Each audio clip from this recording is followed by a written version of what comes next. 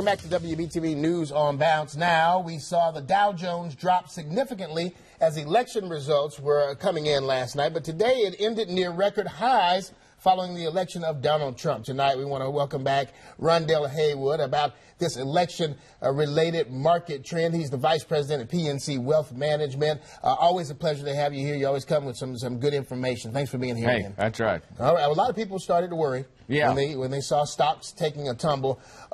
What do you think investors were thinking? Well, you got to remember the market interprets the information that's out there, and most of the polls going into this race had Hillary Clinton pulling out by 3 points, and that was what's quote-unquote priced in. That's what the markets were reflecting. Okay. And so we get new data.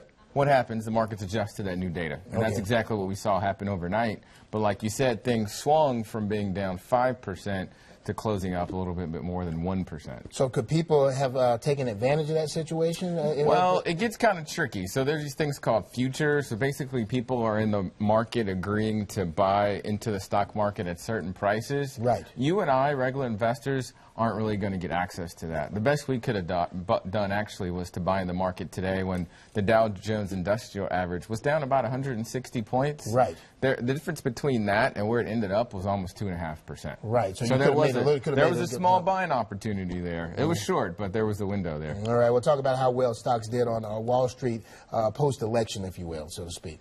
Yeah, so, things did much better today. I think going forward, there's a couple of things to think about.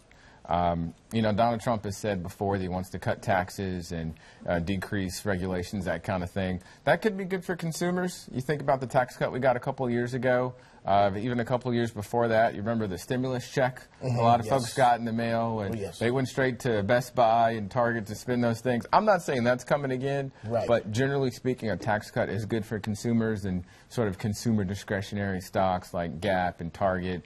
Not specific recommendations, but just think, generally speaking, that's what a consumer discretionary stock is. Right. The other thing, Delano, is a big phenomenon going on now is that big companies like Apple and Google, they have billions and billions and billions of dollars in bank accounts overseas.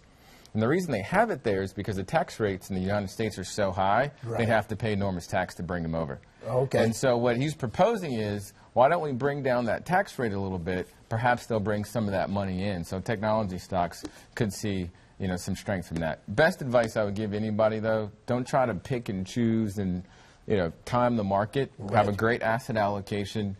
That's basically a fancy word for your mix between stocks and bonds. Absolutely. Should be appropriate for your age and your risk tolerance.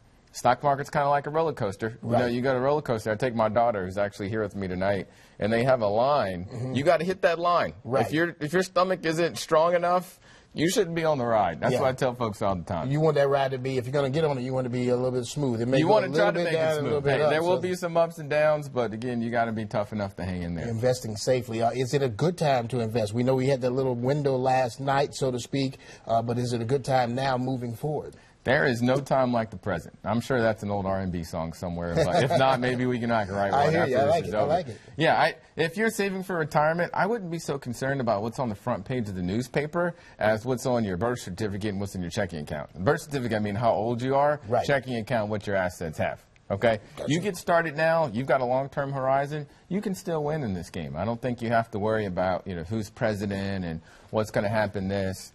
One thing I'll tell you real quick that's tricky. If you looked at the past 20 years of stock market returns, you basically tripled your money. You invested $10,000, you had $33,000. Right. If you just missed 10 of the best days in the market, just 10 days out of that 20 years, you had half as much money. And if you missed the 20 best days out of that 20-year time period, you basically were flat. You didn't make any money. Right, okay. Time is your friend. Time is your friend. Young guys like you and me, we got plenty of time. I love that right there. I love that. Now, Charlotte's obviously a big banking city. What are some of the pros and cons of a Trump presidency for the big banks here moving forward? Is this good for big banks? Well, so two big concepts. One, regulation and interest rates. I'll talk interest rates second. Banks make money in two basic ways. They make money by charging fees for services, for example, managing people's money like what I do. Right. And then they also make money based on loaning people money. The higher interest rates are, they actually make more money. Interest rates could certainly go up in the next couple of years under a Trump presidency. That could be good for banks. generally speaking, good for Charlotte. We have Bank of America, Wells Fargo, PNC, other big banks in town. Right. Regulations is the other thing.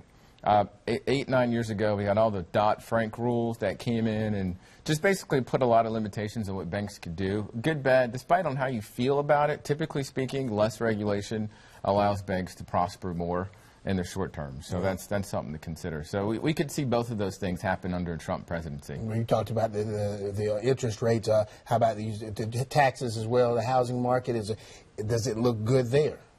Well, from a housing perspective, you think about the 90s, which were great for housing. One of the things Bill Clinton did under his presidency is basically make it easier for folks to get loans, which is you get access to a loan, you're more likely to buy a house.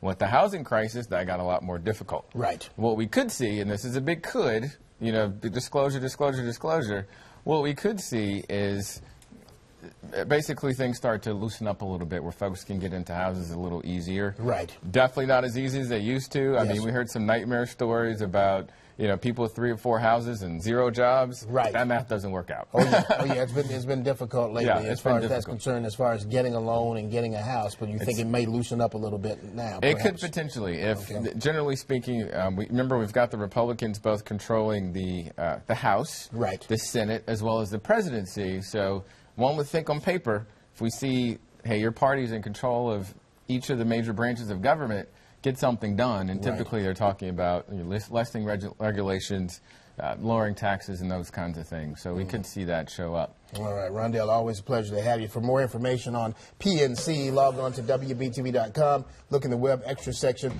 right there on the home page. Appreciate you coming by tonight. I know you had to come from Nashville, and we appreciate My you showing pleasure. up. Hey, anything for you guys. Great information as always. Brigida? All right, Delaney.